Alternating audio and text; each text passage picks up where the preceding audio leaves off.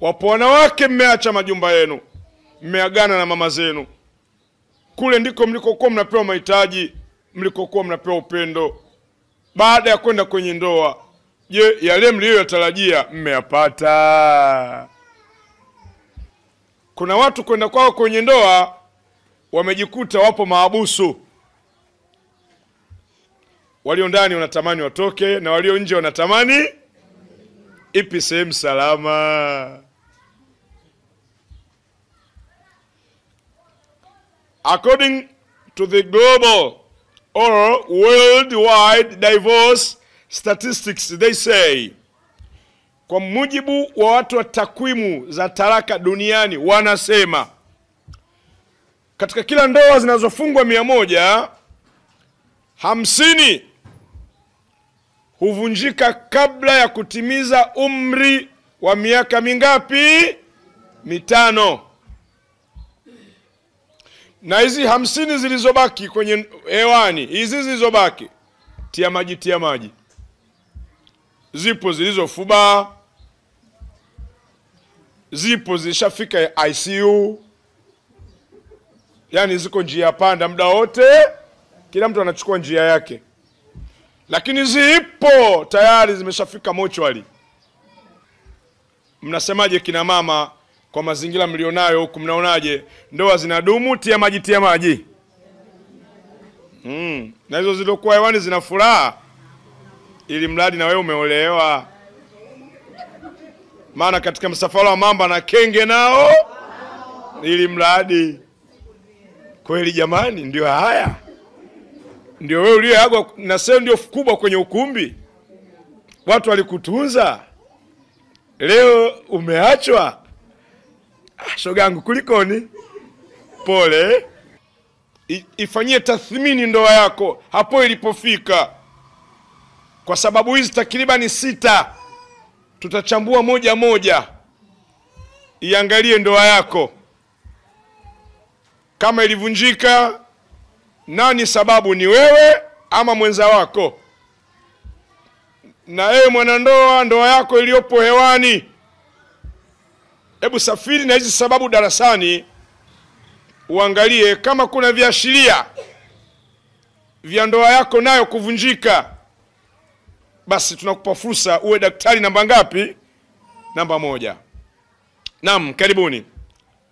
Miongoni mwa sababu ambazo zimebeba dhamana ya kukithiri kwa kuvunjika huku kwa ndoa, zipo nyingi tumesema, lakini miongoni mwazo ya kwanza, kwa nini tunafunga ndoa kwa mbwembwe alafu hizi ndoa hazina muda? Sababu ya kwanza ni wanandoa walio wengi wanakwenda kwenye ndoa hali ya kuwa hawana elimu ya nini? Ya ndoa. Mahitaji ya kwanza katika kuiendea ibada yoyote, ni lazima ibada hiyo inatakiwa ifanye nini kina mama? Isomwe, ifahamike. Hebu fanyeni tathmini, yanapotolewa matangazo ya ajira, hizi zinaitwa job vacancies, fursa za nini? Za ajira, the employment opportunities. Yanapotangazwa matangazo, utasikia labda kitengo cha idara ya maji ama kampuni ya usafirishaji huwa wanatoa zile CV, sifa za anayetakiwa kuajiriwa, the requirements, educational requirements, the requirements, first of all, educational level, ngazi ya elimu. We need a degree holder. Tunamtaka mtu mwenye nini? Mwenye degree ama diploma ama certificate, whatever. Kwa hivyo kumbe wanaoajiri wanataka mjuzi mwenye ujuzi wa lile jambo. Naam. Bahati mbaya sana, kumbe kila sehemu anatakiwa mtu kwa ujuzi stahiki. Kwenye ndoa ujuzi sio issue. Hata mtu akiwa mjinga anafanya nini? Anaenda tu, haina shida. Leo mtu anampata talaka mke wake eti tu kwa sababu kachelewa kupika. Hii sababu hii? Mtu anampa talaka mke wake kwa sababu kachelewa kuosha nini? Vyombo. Yaani sababu za kijinga jinga. Wallahi tuna deni kubwa la kuisoma ndoa. Inshallah sisi tuwe wa mwanzo, wengine waige kutoka kwetu. Familia zetu hazitoi elimu kwa watoto. Wenzetu wamefanikiwa kutoa elimu. Sisi elimu iliyobakia ni kufundisha watoto kuchukia ukewenza. Kewenza kala moto wa dunia. Hizo elimu tunajitahidi. Hizo tunajitahidi. Lakini elimu ya kumtengeneza mtoto afike katika ubora, elimu hiyo hatuna. Kina mama, kila ibada ina malengo. Tunaswali, lengo la kuswali tanha anil fahsha'i wal munkar. Lengo la kuswali ni kukaa mbali na mambo maovu na nini? Na machafu. Ndio lengo la swala. Japo kuna watu wanaswali bado kwenye zinaa wamo. Kuna watu wanaswali kwenye ushirikina wamo. Ndivyo sivyo? Hawa bado hawajajua malengo ya nini? Ya swala. Anayetangazwa kwamba anasimamisha swala ni yule ambaye swala inakuwa kwake ni kinga, inamzuia kutokuendea mambo maovu na machafu. Mwanamke anayesimamisha swala 5 hategemewi kuonekana kwenda uchi mtaani anavua hijabu, hategemewi. Kama kweli unaswali swala 5, hatukutegemei kukuona na kwenda uchi mtaani. Hatutegemei kukuona wewe ni mshirikina. Tunapokwenda kwenye ndoa, mwanamke ana malengo yake, mwanamume naye na Uislamu nao na nini? Kwa hiyo mambo matatu. Mwanamke ana ndoto tangia anakuwa anasoma skuli, ana ndoto zake, anaziwaza azifikie akija kuingia kwenye ndoa. Mwanamume naye anakuwa naye ana ndoto zake, anatamani azifikie ukifika muda wa nini jamani? Wa kuoa. Sasa msiba, malasafi shadid, masikitiko makubwa, 90% za sisi Waislamu tunaokwenda kwenye ndoa hatujayajua malengo ya Uislamu katika maisha ya nini? Ya ndoa. Na ndiyo maana tunakubaliana kuona Kiislamu, lakini haturidhii kuishi Kiislamu. Leo kila aliyeolewa aliulizwa, umekubali kuolewa? Kina mama, kuna ambaye aliolewa bila kuulizwa hapa? Sikila mmoja kaulizwa umekubali kuolewa? Mlisemaje? Nimekubali. Rehema binti Salum, umekubali kuolewa na Dimoso msema sana, ulisemaje? Nimekubali. Mlikijua mlichokikubali nyie?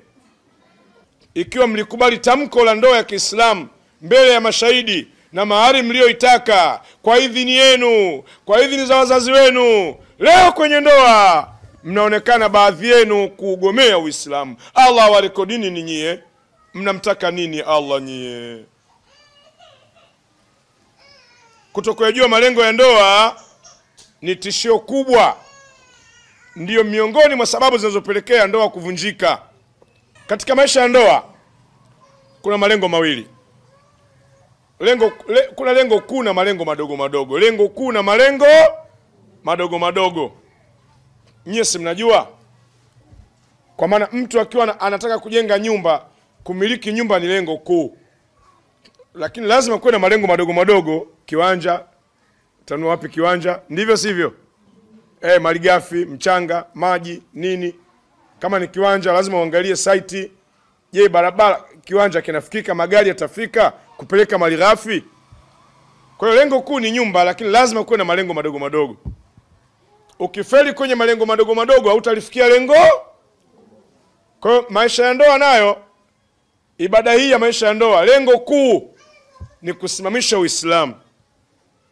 Lengo kuu la kuungana mke na mume ni kutengeneza familia ya Kiislamu itakayoweza kuasisi msingi wa serikali ya nini? Ya Kiislamu. Jamii ya Kiislamu inaanza kujengeka ndani ya kitengo cha nini? Cha familia. Malengo ya ndoa, tukiweza kulitambua lengo kuu, ndipo sasa haya malengo madogo madogo haya tunatakiwa tuende nayo vizuri, ili tuweze kulifikia nini kina mama? Lengo kuu. Naam. Maisha ya ndoa ni serikali tosha. Ni structure ya kiserikali. Baba ni rais, mama ni prime minister, waziri mkuu, watoto ni raia, wananchi. It's a kind of administration. It's a kind of a government whereby a husband stands as a president of the house. He is a sayer, a monitor. A wife becomes prime minister. Likewise, children, they are acting as the people, wananchi, watawaliwa. Hii ndio serikali ya Kiislamu. Kwa hivyo lengo kuu ni kuitengeneza serikali ya Kiislamu. Hebu tuheshimishe Uislamu. Iangalie ndoa yako ni tofali la kusimamisha Uislamu. Tofali langu na tofali lako yakiungana, kuna uwezekano Uislamu ukafanya nini jamani? Ukasimama. Je, ndoa yako inatosha kusimamisha Uislamu?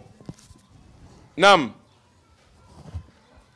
Malengo madogo madogo yakifahamika haya ndio tutachomoza kwenye lengo kuu. Leo ndoa zinabomoka kwa sababu haya malengo ya kufanikisha lengo kuu umma ufanyi nini? Hauyatambui. Miongoni mwa malengo madogo madogo, la kwanza, lengo la ndoa ni kuikinga jamii na zinaa. Kwa maana ni fursa kila mwanandoa akamalize matamanio ya nani? Ya mwenza wake. Ili tuweze kufikia lengo kuu, kila mwanandoa anahitaji kutuliza mwili na akili. Ni kupitia tendo la ndoa. Tunahitaji kuwa na maarifa ya kutosha. Lakini lengo la pili ni kuendeleza kizazi cha mwanadamu, tuoane, tuzaliane. Ili kuitengeneza jamii ya Kiislamu, hatuhitaji kuzaa nje ya nini? Ya ndoa.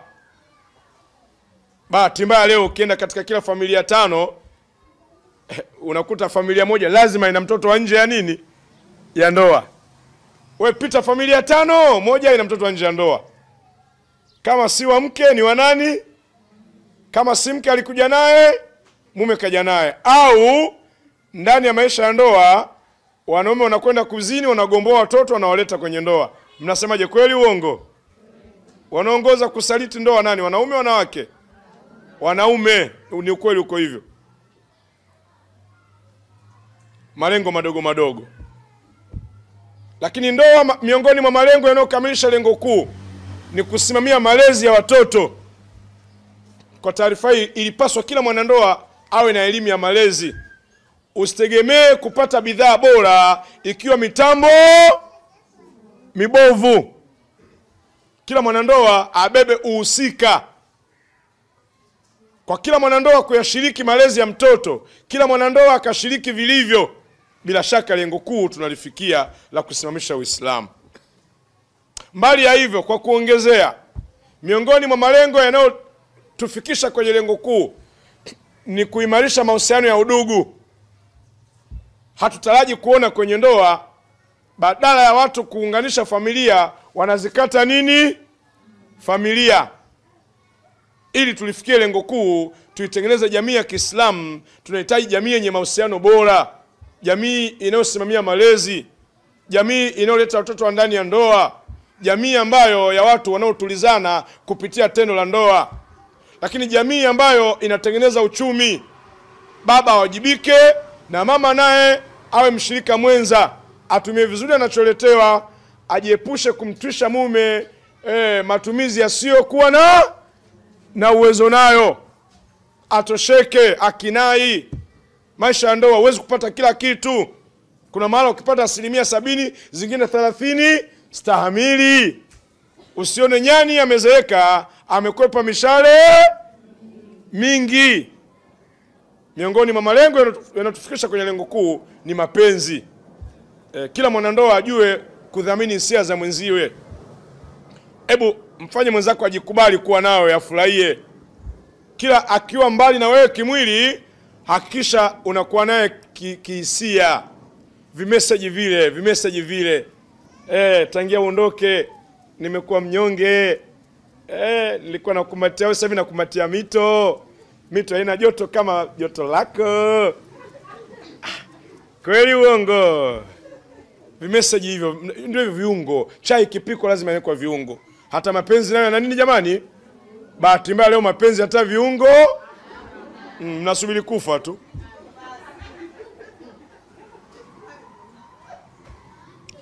Kwa kuwa jamii imekosa kuyajua malengo, watu wanaachana. Kwa nini? Wanaume katika haya malengo yanayowafikisha malengo makuu, wameangalia lengo hilo, wao wameangalia shepu. Wanaangalia sura na nini? Na shepu, maumbile. Wameanza kuota kabla ya kulala kwamba wakimpata mwanamke mrembo wa sura, rangi na ramani, basi na maisha yao yatakuwa nini? Haya, malengo madogo ya ndoa. La kwanza, kutukinga na zinaa. Wapo wanaume wameoa wanawake wenye shepu, lakini kwenye zinaa hawajatulia, wanaziniwa. Hii ndoa itadumu hii? Inafika mbali hiyo ndoa? Hamjaona kuna watu wanaacha wanawake mkiwaangalia warembo machoni, lakini wanapewa talaka, wanaachwa hawaachwi? Malengo ya ndoa ni kusimamia kuendeleza kizazi. Kweli mwanamke mrembo lakini anaziniwa, katika watoto watatu mliokuwa nao, mume anaona kabisa huyu mtoto mmoja nimechomekewa. Mama mwenye watoto watatu, kuna mmoja unajua kabisa huyu sio baba yake. Unamwambia mwite baba, akimwita baba huko unasema lakini nimechomeka hapa. Mmoja kwenye kongamano moja akanambia, Sheikh Moso, sasa hii toba yake inakuaje hiyo? Akasema kumekucha. Akauliza kwa jaziba, ikaonekana kumbe naye katika watoto wanne mmoja kafanya nini? Kamchomekea mume wake. Wallahi Allah ameweka siku ya kiyama, yauma tobala sarail, hiyo siku siri zitakuwa wazi. Ole wako mwanamke ambaye una watoto watatu kwenye ndoa wewe na mmeo, lakini nafsi nakwambia mtoto mmoja huyo sio baba yake. Unamwambia mwite baba, lakini nafsi nakwambia sio baba yake, umemchomekea. Jiandae kusimama siku ya kiyama mahakamani.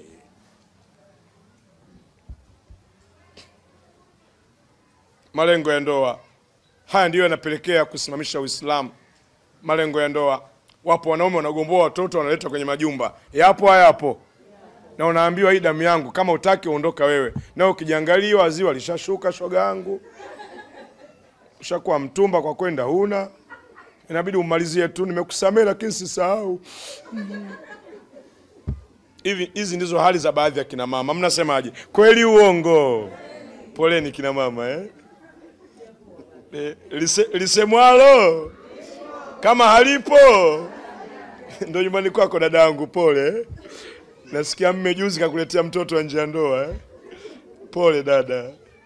Huruma. Malengo ya ndoa.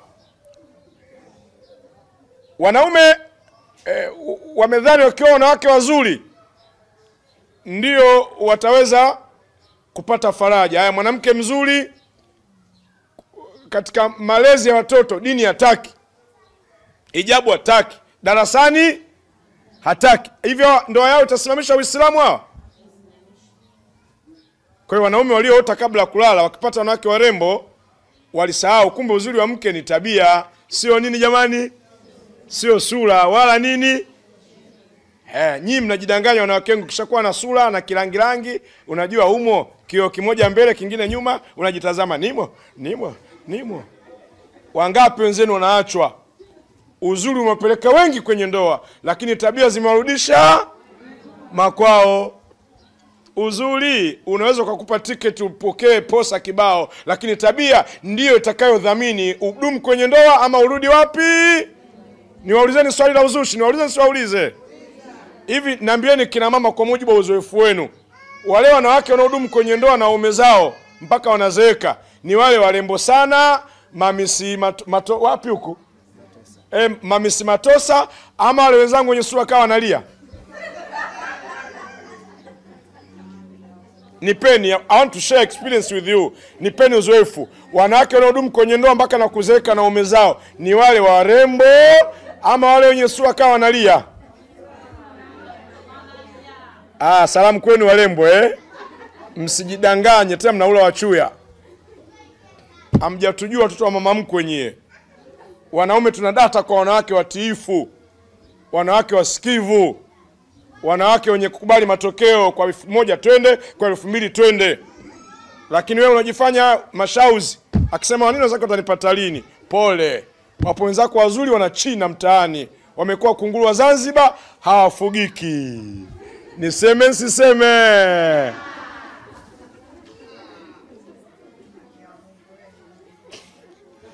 Tunaendelea kina mama. Muadhara sio raha. Sasa chezea muadhara wewe. Mnawasikitikia wasiokuja, mwasikitiki. Waambieni poleni. Tunaendelea. Ndoa leo uvunjifu umekuwa mwingi, bado hatulifikiri lengo kuu, kwa kuwa haya malengo yanayojenga ndoa hayafanyi nini? Hayaendewi. Naam, wanaume wamekalili kwamba ukiwa mke mzuri maisha yatakuwa mazuri. Haya, mwanamke mzuri mrembo lakini ana roho mbaya, hapendi ndugu zako. Wanawake naulizeni, siwaulize? Nyumba nyingi wamejaa ndugu wa mume au ndugu zenu? Ndugu zenu Nyumba nyingi zinawahudumia wazazi wa mume kwa kishindo ama wazazi wa mke? Kanuni ya dini inasemaje?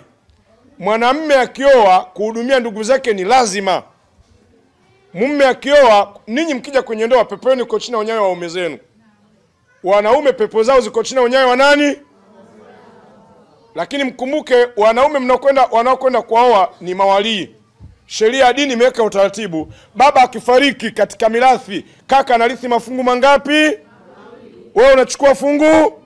Kwa nini moja? Ile ziada mnaelewa hivyo Haya, leo kwa ndoa zilivyo, mawifi zenu wakiachika wakifiwa wanaweza kurudi majumbani mwenu? Hivi nyinyi mlielewa haya? Ama mmeivamia ndoa? Nyinyi mmeivamia. Kwa nini ndoa zinakufa? Nyumba nyingi roho mbaya zinatawala. Unapokuwa na roho mbaya hutaki ndugu wa mume. Unapokuwa na roho mbaya hutaki wazazi wa nani? Wale wazazi wote wanakwenda kushirikiana, unatengeneza bifu. Sema hapo lazima ang'oke huyu. Unakosa hata msaidizi, unakosa mtu wa kukusaidia. Kukiwa na kesi mwambie umeataka mwenyewe, bora uondoke tu.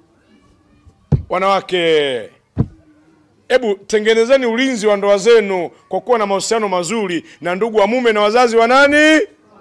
Sheria ya dini, mume kuhudumia kwenu na wazazi wako ni ziada, ila kwao ni lazima. Bahati mbaya wanawake wengi elimu hii hamna. Na ndio nyinyi tuombeni dua, na nyinyi mkiachwa kwa kaka zenu kukae kwa moto, semeni amin. Wewe dada itikia hapo. Mwenye roho mbaya wewe. Niseme nsiseme? Tumwambie tusimwambie? Kazoea sana huyu. Na leo ndio umeitwa hapa, bahati yako, ndio muadhara huu wa kwako huu. Hebu niangalie vizuri hapa. Imeenda.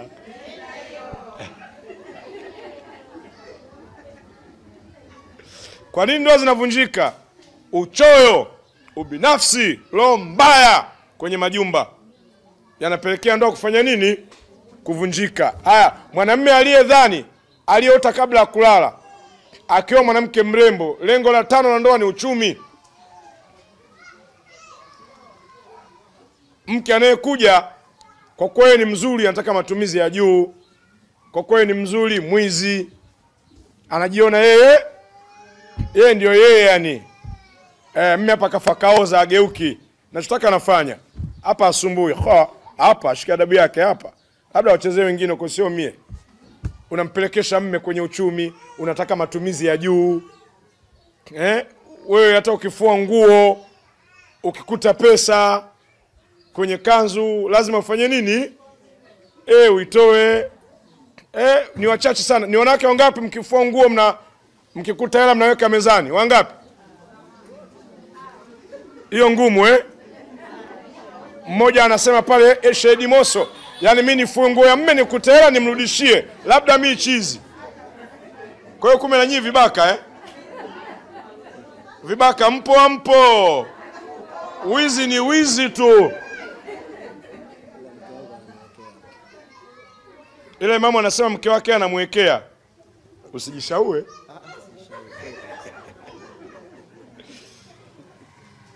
Mpo wapenzi wa Bwana Mtume Muhammad. Allah wajalieni kina mama kupitia hizi sababu mkarekebisha ndoa zenu, hakuna kuvunjika ndoa. Semeni hakuna kuachwa hapa. Hakuna kuachwa hapa. Allah tukubali. Na wale mlioachwa mjifunze, mkiolewa tena msije mkaachwa Dada yangu umeachwa hapo na kuona Uyajui mambo na mambo yalikuwa yakujui Ila sasa ubadilike, acha mazoea, ujitambue, ubadilike uache nini? Mazoea. Naam, mwanamke mzuri lakini kwenye uchumi mwizi. Huyu atadumu kwenye ndoa? Mme anaona kabisa hapa mimi na mwizi. Anapanga mipango ya kukupiga chini. Mwanamke mzuri mapenzi hamna kitu. Kazi kwenye kioo kujishosho nini? Mara hivi lakini huduma kwa mteja kwa mmewe. Huyu mwanamke atadumu kwenye ndoa huyu? Na wanawake na nyinyi mmeenda kwenye ndoa katika mambo 6. Mmesahau, mmechukua jambo hilo. Mmeanza kuota kabla ya kulala. Wanawake wengi mnaangalia nini? Ili mwanamume akileta mahali akubaliwe faster, mnampima kwa nini? Maokoto mwanamume ana hela lakini mzinifu mbwa, hiyo ndoa itadumu? Mwanamume ana hela, anazina, analeta watoto nje ya ndoa, hiyo ndoa itadumu? Mwanamume ana hela, kwenye malezi ya watoto baili, mnakula mboga kama dawa ya ngili. Kuna watu majumbani hata blender za kusaga juisi hamna, lakini mmeo ana hela. Yani mboga yako unakula kama dawa ya ngili, hata kukaribisha mashoga zako unaona aibu. Maharage unajaza nyanya ili mboga itune. Yapo. Kila siku najenga. Anza kujenga familia. Hivi utakuwa na amani kwenye hiyo ndoa? Mwanamume ana hela lakini hapendi ndugu zako. Shida zote ashiriki wala hana msaada wote. Utakuwa na amani? Hizo ndoa zitadumu, zinavunjika? Mwanamume ana hela, kwenye uchumi haeleweki, msiri. Kuna wanaume mpaka wanafariki dunia, pesa zao ziko kwa marafiki, mke wa ndani hujui. Mnasemaje? Mnadhani kwa nini wanaume wanaogopa kutokuambia uchumi wao? Wengine mkiambiwa mnaweza hata mkaua. Ama wengine mkishaambiwa tena ndio kwa waganga huko kuishi, ili mwapige mbele kamba nyuma kiboko, mnaswaga tu namna hii. Ninachotaka anafanya. Ndio maana wenzenu wanawakwepa. Mwanamume ana hela lakini bahati mbaya sana mapenzi hana. Yeye kila wakati anafikiria vitega uchumi. Kama magari, kila wakati ukitaka kumbusu anaambiwa gari imenoki, gari yangu imenoki, gari imenoki, tulia.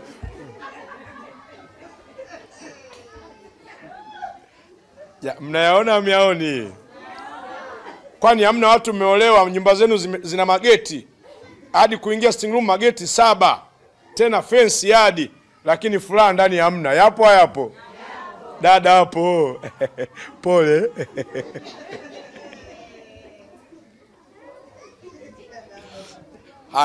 Nini maana kusema bahati mbaya sana?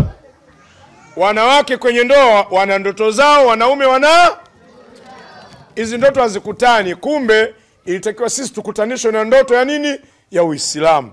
Lengo kuu la ndoa ni kusimamisha nini? Uislamu. Kwa hivyo lao tungekuwa tunaelewa haya madogo tungeweza kurekebisha, safari ingelifanya nini? Leo ndoa zinakufa kwa sababu watu wanaachana kimalengo. Mnamwaahidi nini mwalimu leo kupitia darasa hili? Mnaniahidi nini mwalimu leo katika kuzitibia ndoa zetu? Hamna ndugu zenu ambao wameachwa, mnayaona sababu? Na wale mnakuwa kwenye ndoa zenu zina mikiki. Mnajifunza nini kwenye nafsi zenu? Mtakwenda kufanya mabadiliko ya nafsi zenu? Allah awakubali. Naam, nambari 3. Sababu zenye kudhamini kuvunjika kwa ndoa. Nambari 3 ni kukithiri kwa mmomonyoko wa maadili. Nafsi ikiwa chafu, mwili hausalimiki. Mnasemaje kina mama? Miongoni mwa sababu kwa nini ndoa zinavunjika sana. Ndoa leo, kitengo cha ndoa kinafungwa na watu ambao nafsi zao chafu, hazina maadili. zimekufa. Kwa hivyo hizi nafsi inahitaji chakula na mwili unahitaji nini? Chakula. Chakula cha nafsi au chakula cha moyo ni nini? Mawaidha. Ndio hizi darasa tunazokuja nazo hizi. Moja ya kuitibia ndoa kwanza tuanze kuitibia nini? Ikikaa vizuri na mambo mengine yatakaa nini? Yatakaa vizuri. Tumeona tuweke darasa ndani ya flash ili lau kama utaelewa tiba ya ndoa. Kwanza tukatibie nafsi. Katulie nyumbani, angalia wapi nafsi yako imeharibika, uirekebishe. Wallahi ndoa yako itakuwa mpya. Allah wajalie, awajazeni ufahamu kina mama. Naam kina mama. Jamii bora ni jamii ambayo ya watu wenye nafsi. Hawa wanahitaji nusura, wanahitaji tiba. Na tiba hii lazima wasimame. Madaktari wao watadili na kutibia nini? Mwili. Lakini maradhi ya nafsi tiba yake ni Qur'an na nini? Na Sunna. Shida yetu sisi bado hao wanaotakiwa waitibie jamii ya Kiislamu, hao baadhi ya viongozi wa dini, wao nao wenyewe wamemomonyoka kinini? Kimaadili. Mnasemaje, kweli uongo? Kwa hiyo kumtibia mwenzake hamna. Utapia mno kwa shakoo, wanasubiri kufa.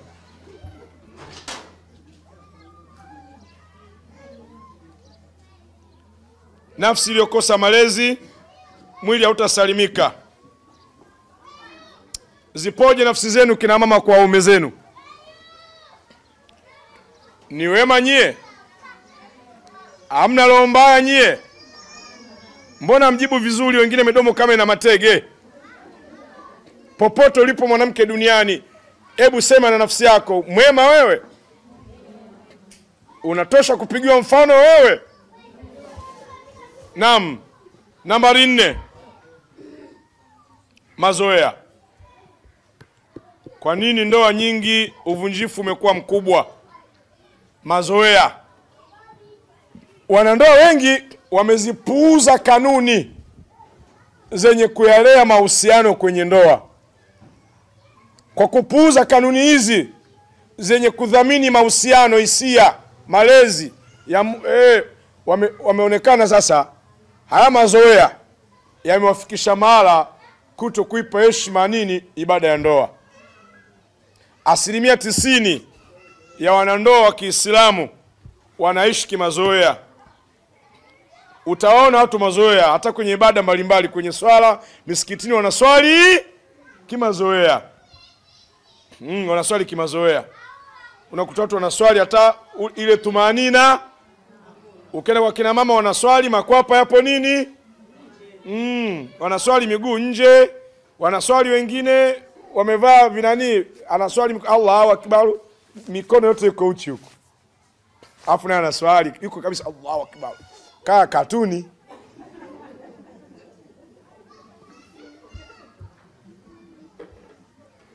Misikiti mingine ukienda unakuta kuna kanga zimewekwa kwamba wenyewe wakija huko ndo zimekanga wanajina nini ndio.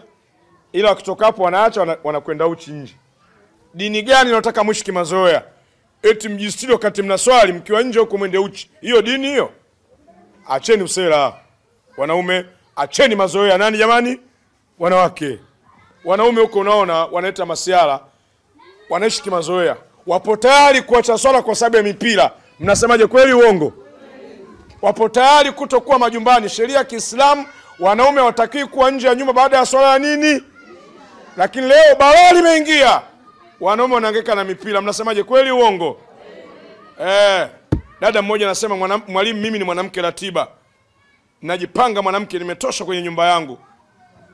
Nikiamka asubuhi najua ratiba yote ya nyumba. 11 nishamaliza shughuli zote, nishapika.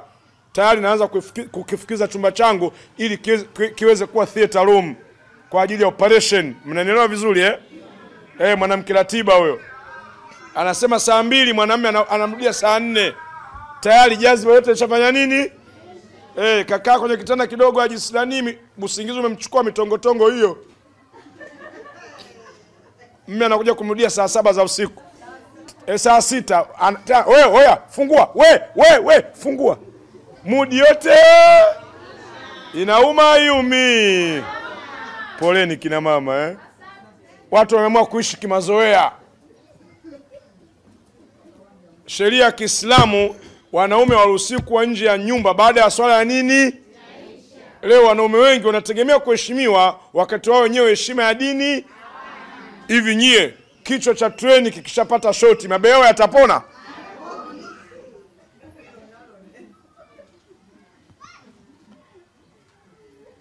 Tumeamua kuishi kimazoea. Mazoea hatari sana. Tunaona watu wamezoea wanakula riba. Kina mitaani, kina mama wa Kiislamu kuchukua mikopo ya kausha damu ni jambo la kawaida. Mikopo ya ndala mkononi. Hapa nyinyi mnachukua mikopo ya aina gani huko inaitwa? Huko inaitwaje mikopo ya huko? Inaitwa? Oya. Inaitwa oya. Oya, ina tafsiri gani oya?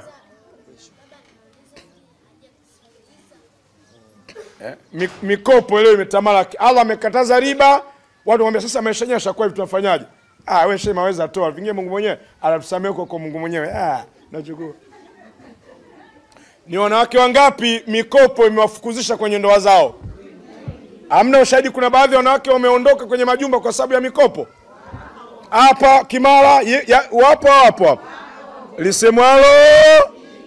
Sasa wewe nenda kachukue, Mungu msikii. Unaambiwa riba haramu, hamna. Sasa maisha yenyewe bila riba itakuwaje? Shena anasema tu huyo. Beua tu.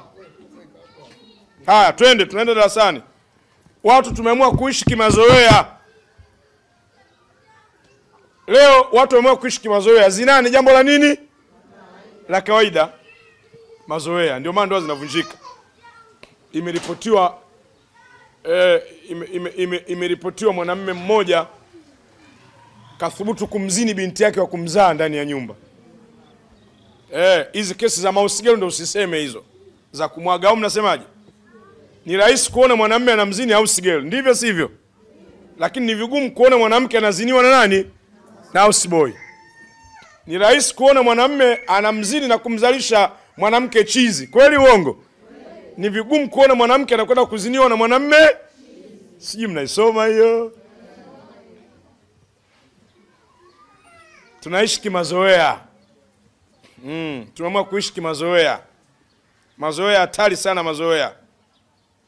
Leo ni kawaida katika nyumba za Waislamu kukuta watoto wa nje ya ndoa kama nilivyosema. Lakini kawaida nyumba za Waislamu kukuta mitamthilia inafanya nini? Mitamthilia. Anaguna huyo. Huyo anaweza kama muumini wa tamthilia huyo. Imeenda hiyo. Kisu kwenye mfupa hicho wewe. Yaani tunaishi kimazoea. Dini kwetu haina uhusiano na maisha yetu. Tupo tayari tusikitike na masizoni, tuhuzunike na masizoni, tulizwe na masizoni, lakini aya za Qur'ani hazina nafasi ya kutuliza. Leo ni kawaida mwanamke kumkuta anaangalia sizoni, anapigwa mtu risasi mle, basi unamkuta jamani wamemuua, huruma. Yaani jana tutakula sijala jamani, huruma. Hivyo una akili unavuta bange wewe? Kichaa kabisa unalizwa na sizoni. Masaa yanakatika mpaka swala zinakupita. Mume mmoja alirudi kutoka safarini kamzuia mkewe kuangalia masizoni, walikubaliana. Kumbe yule mke anaigiza.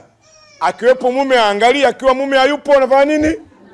Anaangalia. Siku mume karudi ghafla, hajampigia simu. Kufika magharibi mume anaingia, anamwona mke wake anaangalia filamu.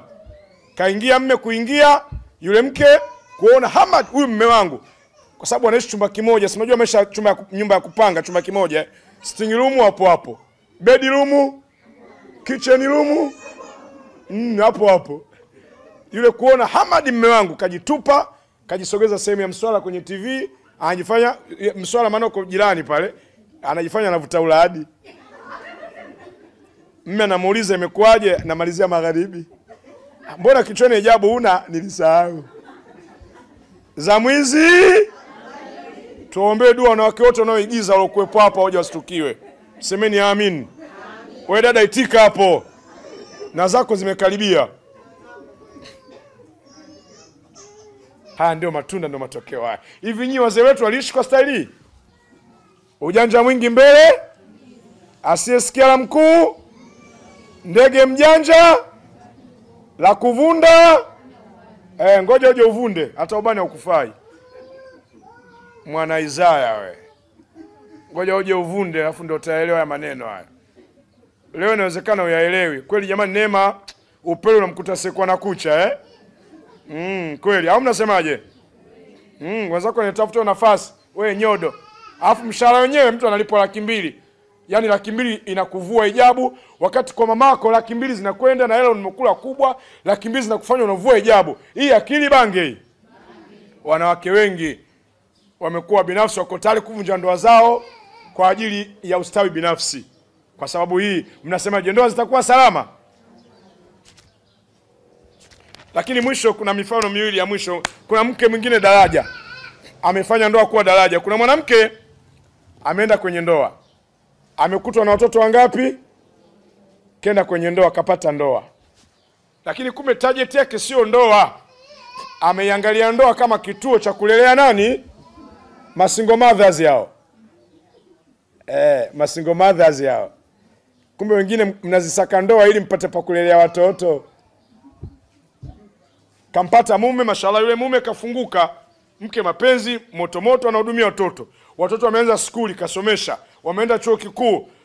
Yule mtu akawa anahangaika kusomesha watoto. Jamii inamwambia wewe, watoto sio wako. Mwanamke anaanza kuja akakuacha, anambia mke wangu mimi nampenda, kafunga vioo. Yule mzee kakosa kuvaa nguo nzuri, mpaka familia inamsema kwao, mbona unahudumia watoto wa kufikia? Anambia watoto wa mke wangu niacheni, msinge maisha yangu. Kumbe yule mke alikuwa anamvuta mume kwenye site mila. Kamsomeshea watoto, washapata kazi, wamemaliza vyuo vikuu na ajira. Ndio yule mke sasa analeta visa, amtaki mume, anamletea wanaume mpaka mbele ya macho yake ili kumkera. Matokeo mzee kakeleka, na ile ndoa imefanya nini? Wakati navunjika ile ndoa, yule mzee keshakuwa light off na miaka 60 na hata nguvu za kufanya kazi, umri wake wote kaishia kulelea watoto wa wanawake. Hii mnasemaje wanawake? Mnatufanya kuwa daraja? Kumbe baadhi ya wanaume wamefanywa kuwa madaraja au wamekuwa mabludoza, yanachonga barabara ikishakamilika hayana haki, yanawekwa pembeni. Hivi ndivyo baadhi ya wanawake mnavyotufanyia. Na ndio maana mnatufundisha ujanja wanaume. Ndio maana sasa hivi wanaume wengi kwa wanawake ambao wamezalishwa wanakuwa na wasiwasi. Sio wote wabaya, wengine hawana tatizo. Wengine mko vizuri, ila kuna baadhi ya wanawake yani hawako vizuri. Mnasemaje haya? Hapo haya. Mwingine mke kabisa na mume wake wamezaa watoto ndani ya ndoa. Mume kashindwa kuvaa nguo nzuri, kasomesha watoto. Pension yake yani kila alichofanikiwa pension yake ni kujenga nyumba, maisha yake yote alikuwa anasomesha watoto. Na yule mke alichokuwa anafanya anapeleka watoto shule za gharama ili wapate pasi nzuri, wawe na maisha bora. Baba ilibidi alazimika, akimwambia shule za kawaida watu wangu hawezi kusoma shule za Sante Kayumba, wote international, milioni 7 milioni 10 ada kwa mwaka. Mzee kasaga viatu, kakosa kuvaa nguo nzuri, hata nyumbani kwake hata mama yake mzazi hajamjengea nyumba. Kawekeza kwa watoto. Sasa watoto tayari wamesimama, wana ajira zao. Baba kilichomponza kena kuongeza mke wangapi? Wa pili. Hapo sasa mama kaanza kuwasuka watoto, kuwaonesha baba yenu ni adui, wakuniolea kweli mke wa pili mimi jamani, anataka kunipa pressure mimi.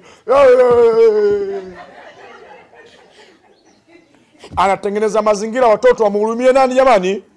Mama yao. Baba akaonekana mtu mmoja muhalifu sana, afai.